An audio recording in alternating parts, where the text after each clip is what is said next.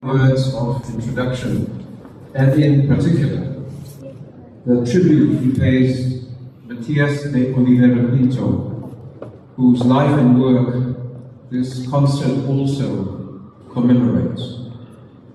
I only wish to add a few comments before my Concerto da Camera, a chamber concerto in which every member of the orchestra is a soloist, besides the two actual soloists.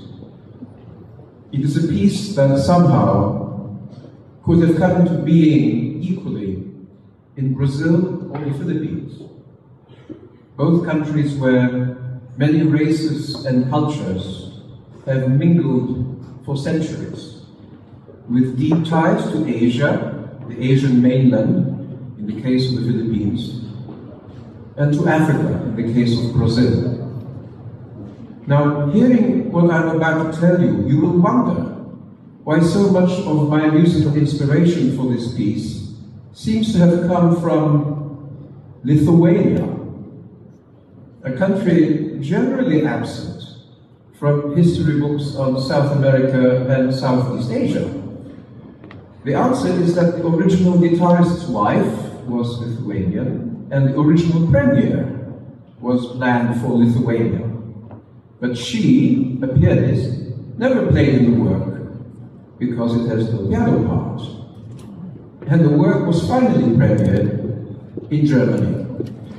However, Lithuanian folk music turned out to be so unexpectedly interesting that I was happy to leave it permanently embedded in the fabric of the piece. In the first movement, you will hear a slow, courtly dance by Johann Sebastian Bach.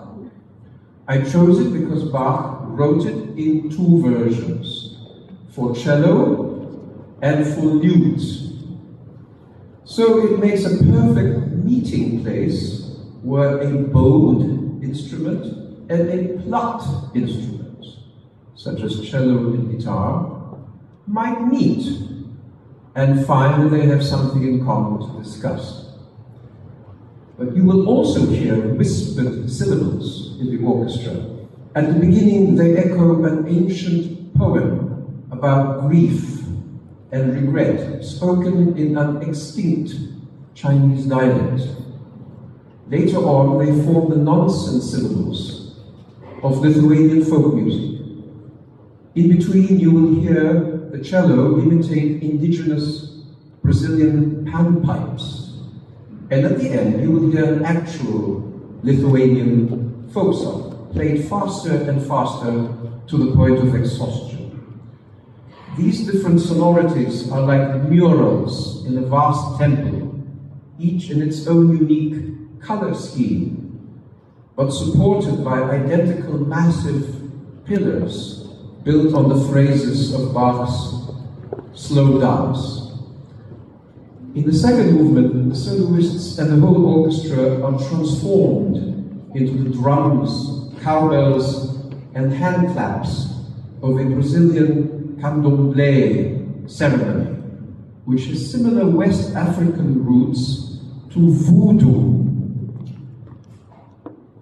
I knew from Matias that this is a still living tradition because when he was a child, a nanny used to take him to watch these ceremonies.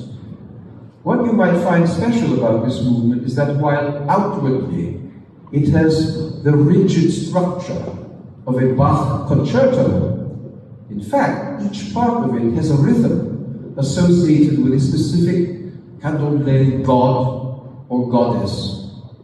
For example, the movement starts with drumming for Omolu, god of earth and contagious diseases. Then it changes to rhythm for Yemanja, the goddess of the sea, sometimes associated with the our Roman Catholic Virgin Mary. 10 minutes and several deities later, we arrive at Iansa, goddess of the wind. At this point, the soloists actually wind down into silence, like a broken clock, so that they are indeed, by the end, gone with wind. I hope you enjoy the piece. Thank you.